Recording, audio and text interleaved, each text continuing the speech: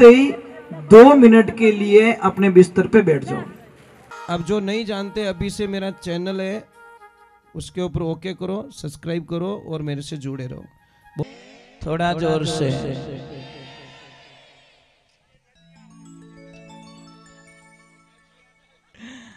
देखो मेल तो बराबर हो गयो भाई, नदी तो है, गांव भी है ना। चलो राधे राधे, थोड़ा जोर से बोलिए।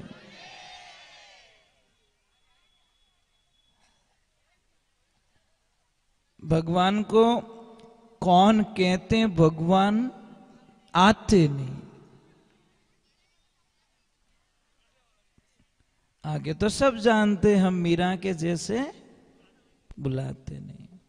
कौन कहते हैं भगवान खाते नहीं, तो हम सबरी के जैसे खिलाते नहीं। कौन कहते भगवान सोते नहीं, यशोदा के जैसे सुलाते नहीं। अब देखिए ये छोटे छोटे बच्चे हैं, मतलब एक किरतार ने इनके रूप को देखिए। अब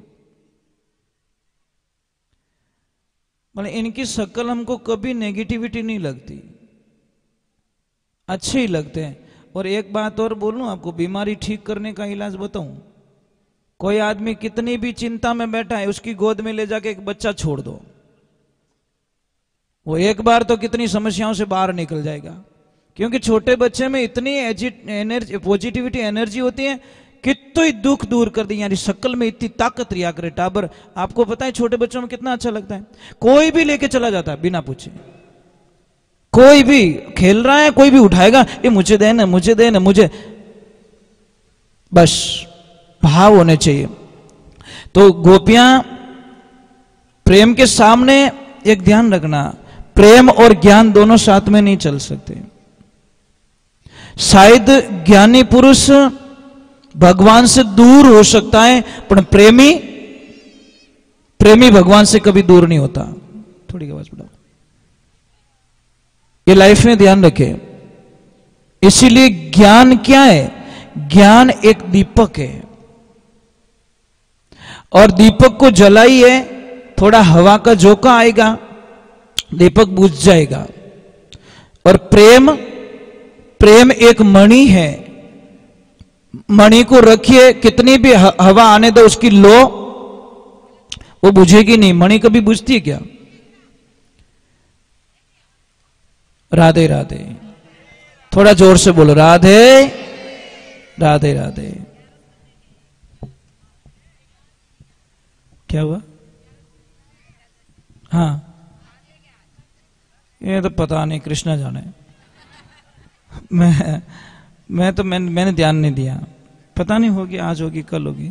थोड़ा तो था ही ध्यान रखो, होगा पूरा मैं ध्यान रखो तो है क्या? चलो कोई बात नहीं। हाँ चलो कोई बात नहीं, आज भी मान लो, कल भी मान लो, आपने तो मान लो। हाँ बस मानना चाहिए। और एकादशी का तो आप सबको पता ही है कि चावल उपयोग में नहीं लिया जाता, चावल नहीं खाने चाहिए। कल है। तो देखिए ज्ञान और प्रेम के बीच में उद्धव जी पराजित हो जाते हैं। उनको अहंकार था किस बात का? कि मैं इतना ज्ञानी पुरुष हूं कि मैं गोपियों को समझा लूंगा, वहां के लोगों को मैं समझा लूंगा। पर वो तो प्रेम के प्रतीक थे, इसलिए वहां पे ज्ञान का प्रभाव नहीं पड़ा और उनकी चले नहीं। अब वो वापस निकल गए, और जैसे ही आते हैं तो भगवान को तो पता ही था, भगवान ने आते ही उद्धव जी को क्या बोला? आइए आइए ज्ञानी पुरुष आइए। तो उद्धव जी को झटका लगा कि एक तो बट है, मैं ऑलरेडी पराजित हो चुका हूं, और थाई तानो मारो मने। मतलब ऑलरेडी मैं वहां पे दुखी होके आया हूं कि मैं हार गया वहां पे, और आप भी आगे वही मौको रखो। एक तो भाई दी बुझाने की कोशिश करें था, पेट्रोल और डब्बो ने को तो भाई दिक्कत बुझी। तो भगवान ने उनको बोला कि 2 मिनट के लिए आंखें बंद करो। तो आंखें बंद की, 2 मिनट हुआ, बाद में बोले कि उद्धव जी आंखें खोलो वापस। और जैसी आंखें खोली, क्या लीला मेरे प्रभु की। राधा रानी पास में खड़ी है, सारी गोपी गोपिकाएं सारे वहां खड़े हैं। तो उद्धव जी को समझा दिया कि मैं खुद ही राधा हूं, भक्ति रूपी राधा हूं, और मैं खुद ही वहां पे रहे। सब मेरी एक लीला है, माया है, मेरे से कोई ये अलग है ही नहीं, ना तो आप अलग हो ना मैं अलग हूं। इधर थोड़ी एक दुविधा हो जाती है। मैंने बोला ना, भगवान का जीवन शुरुआत से लेकर इस भागवत में आपको समझना चाहिए कि भगवान का जीवन शुरू से लगाकर एंड तक संघर्षमय जीवन जिया। मतलब कोई तो दिन निकला होगा कि उन्होंने शांति से जीवन जी लिया, कोई दिन, मतलब शायद संघर्ष संघर्ष संघर्ष। अब इधर देखिए, कंस की दोनों पत्नियां, उन्होंने अपने भाई से शिकायत कर ली। किससे? जरासंध से, कि भाई हमारा सुहाग उजाड़ दिया उस कृष्ण ने। अस्थि और प्रस्ति थी, दोनों ने जाकर शिकायत की। भाई को इतना गुस्सा आया, इतना गुस्सा आया कि 23 यक्षोहणी सेना लेकर मथुरा पे आ गया कि अभी तो कृष्ण का एंड है, बस दूसरा कुछ नहीं है। पर भगवान तो भगवान है। बलराम जी ने बोला कृष्ण युद्ध कैसे करेंगे? कि भैया युद्ध तो हमको करना ही है, सबका विनाश तो करना ही है, पर एक काम हमको करना पड़ेगा। क्या? कैसे? कि हम सबको मार देंगे, जरासंध को मारना नहीं है। अगर जरासंध को मारेंगे तो मामला गड़बड़ हो जाएगा। कैसे? कि जरासंध को हम छोड़ देंगे, तो उसको गुस्सा आएगा, फिर बचे हुए राक्षसों को लाएगा, फिर हम मारेंगे, फिर लाएगा, फिर हम मारेंगे, क्योंकि हम तो ये काम करने के लिए आए, और जरासंध हमारा निमित्त बनेगा।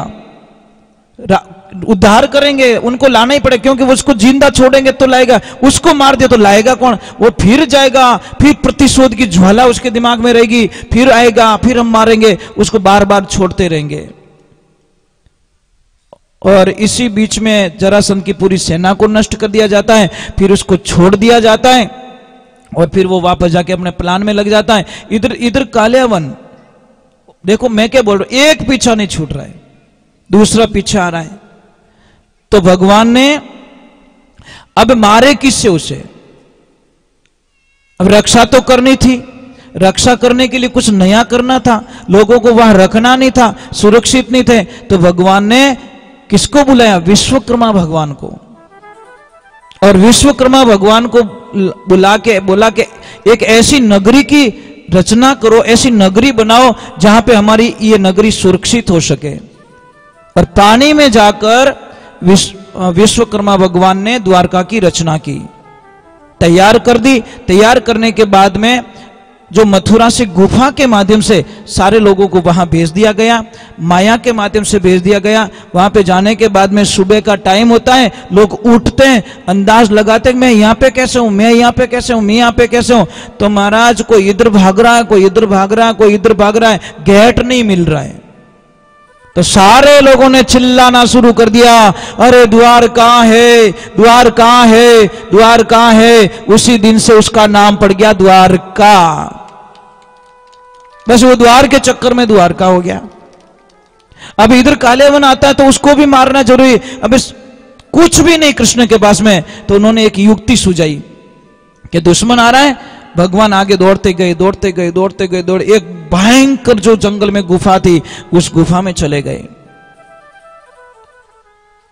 और वहां के मुचकंद नाम का राक्षस वो थे, देव वहां पे सो रहे थे। तो उन्होंने, भगवान ने एक लीला रची कि ये बीच में है, इसको उठाएंगे, और इसको वरदान दिया गया है, क्योंकि वो देवताओं की रक्षा करने के लिए त्रेता युग से आए थे। तब से देवताओं से मांगा कि मैं थोड़ा सोना चाहता हूं। तो उन्होंने बोला मुझे डिस्टर्ब नहीं करना चाहिए, उस गुफा में सुला दिया, और त्रेता में सोया, और उठा कब? द्वापर में। एक युग बीत गया, पर उनको एक वरदान था कि जैसे ही वो उठेगा, आंख खोलेगा, सामने जो भी होगा वो सारे नष्ट हो जाएंगे, आंख की दृष्टि से सारे मारे जाएंगे। तो भगवान ने युक्ति लगा दी कि मैं क्यों लड़ाई करूं, इनके वो दुश्मन सो रहा है, ये आएंगे, उसको छेड़ेंगे, उठाएंगे। और वही हुआ, भगवान तो आगे निकल गए, वो सो रहा है तो उन्होंने बोला हाँ ये रहा, ये इसको उठाओ, कौन है ये। और जैसे ही उठाया, आंखें खोलते सबका काम तमाम हो गया। भगवान आए, फिर बाद में उसको पूछा कौन हो, मैं वो हूं, मैं वो। फिर बाद में बोला प्रभु मुझे मोक्ष चाहिए, मुझे कुछ नहीं चाहिए। फिर भगवान वहां पे उनका मोक्ष करते हैं। तो भगवान की लीलाएं कितनी गाएंगे हम लोग, कितनी लीलाएं, किसको कहूं, कहां लग वर्णूं। भगवान की लीला गाते गाते गाते गाते हमारे जीवन काल का अंतिम समय आ जाएगा, पर हम भगवान की लीला नहीं गा सकते। राधे, थोड़ा जोर से बोलो, आवाज नहीं आ रही पीछे से। एक मेरी प्रार्थना रहेगी, करोगे? आपको हमेशा खुश रहना है?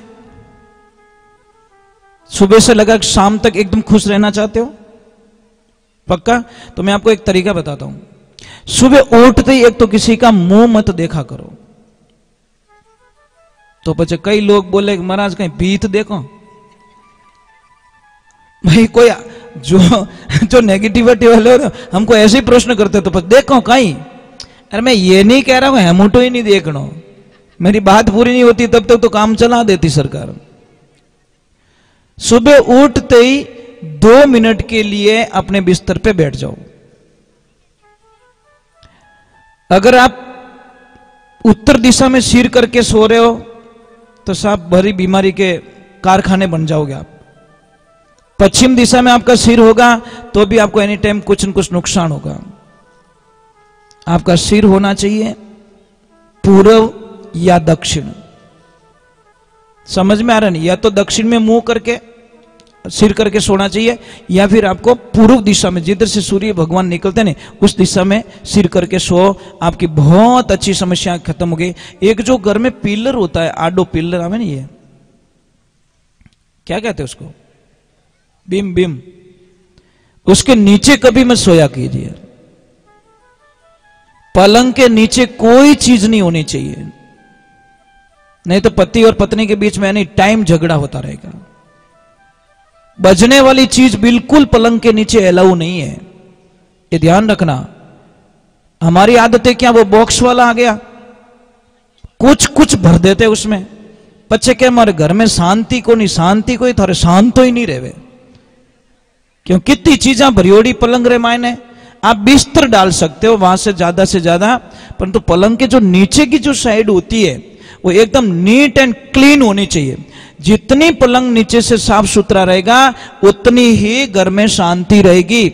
अगर पति और पत्नी दोनों के बीच में छोटी छोटी बातों पे झगड़ा हो रहा है तो कुछ मत करो, हंस और हंसनी का जोड़ा वाला फोटो आप अपने रूम में लगा दीजिए दीवार पे। उठते ही वो जोड़ा दिखे, आपके दोनों प्रेम के प्रतीक बन जाओगे। अगर किसके घर में धन की कमी है तो सिंगल हंस का जो पोज आता है, फोटो आता है, आप बोलोगे फोटो से क्या होगा? फोटो से बहुत कुछ हो जाता है, आप कल्पना नहीं कर सकते। सिंगल हंस का जोड़ा आता है, सिंगल हंस, डबल नहीं होना चाहिए। जिसको धन की कमी है वो सिंगल हंस, उसको पूर्व और उत्तर की दीवार पे बीच में आप कहीं पे भी लगा सकते हो, बैठक रूम में लगा सकते हो, अपने हॉल में लगा सकते हो।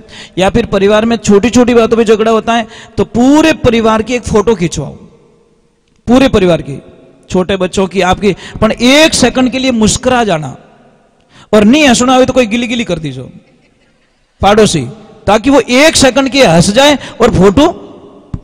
एक ध्यान रखिए, कैमरा होता नहीं, कैमरा कभी झूठ नहीं बोलता। एक कोई दादाजी फोटो खींचा, फोटो वाला के हटे तो कि कहीं रियो कि तने 1 रुपयो नहीं दूं, कि क्यों, कि मारो फोटो एडो क्यों आयो, जने वो फोटो वाला क्यों, दादा मैं फोटो खींचो ने जने पाडा जीव थे उबा, मैं को उबो नहीं, मार कैमरा रो कहीं कसूर, जैसा था वैसा कैमरे ने पकड़ लिया। तो एक ध्यान रखे, 1 सेकंड के लिए हंस जाओ, सबका मुस्कुराता हुआ फोटो आना चाहिए। और वो फोटो बड़ी फ्रेम में मंडाकर आपके मेन हॉल में आप लगा दीजिए। आप लगा के मुझे वापस बोलना कि गुरुजी हमारे घर में देखो ऑटोमेटिकली शांति हो गई है। आप कल्पना, पर फोटो सब हंसतोड़ा आना चाहिए, नहीं तो 2-4 दिन पहले प्रैक्टिस करो, ट्यूशन जाओ हंसने के लिए। सिंगल हंस का फोटो लगाइए। और नंबर 1 दीवार घड़ी कभी भी घर में बंद नहीं होनी चाहिए, नहीं तो आपके धंधे की बर्बादी निश्चित है, कोई दुनिया की ताकत नहीं टाल सकती।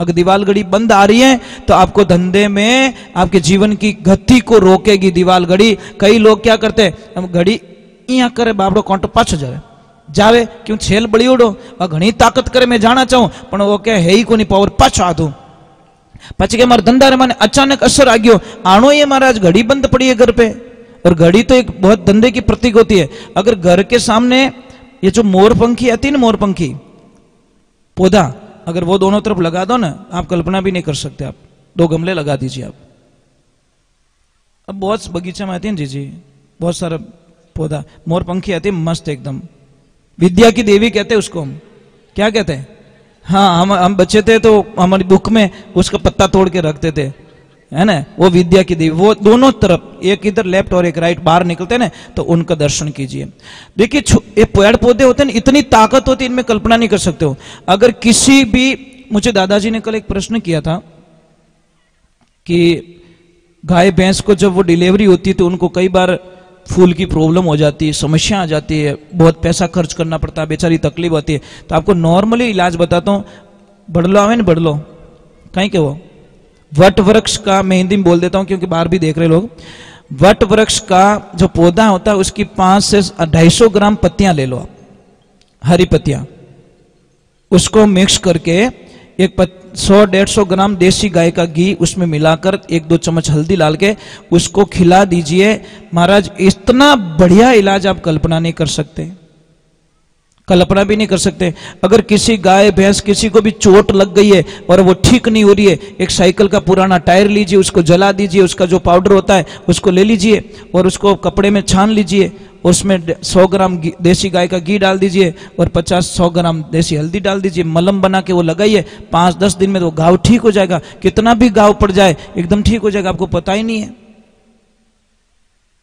बहुत सारी चीजें होती है हमारे साथ में होती है हमारे पास में होती है पर ज्ञान नहीं है और नहीं होने के कारण हम बहुत सारी समस्याएं होती है अगर किसी भी बच्चे को पढ़ाई में मन नहीं लग रहा है तो आप दक्षिण और पूर्व की दिशा में उस बच्चे को वहां पे अध्ययन कराओ बच्चा बड़ा होशियार होगा पढ़ाई में मन लगेगा समझ में आ रहा है नहीं आ रहा कपूर हाँ घोड़े के लिए इलाज है मैं बताऊंगा आप भाई आप नाच रहे तो आपको बताना भी जरूरी है घोड़ा तो अटी दुका ऊपर से याद करो हाँ राधे थोड़ा जोर से बोलो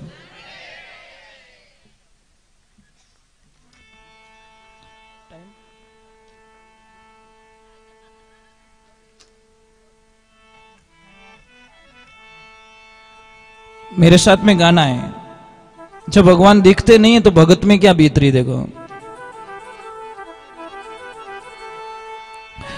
बोलिए कृष्ण कन्हैया लाल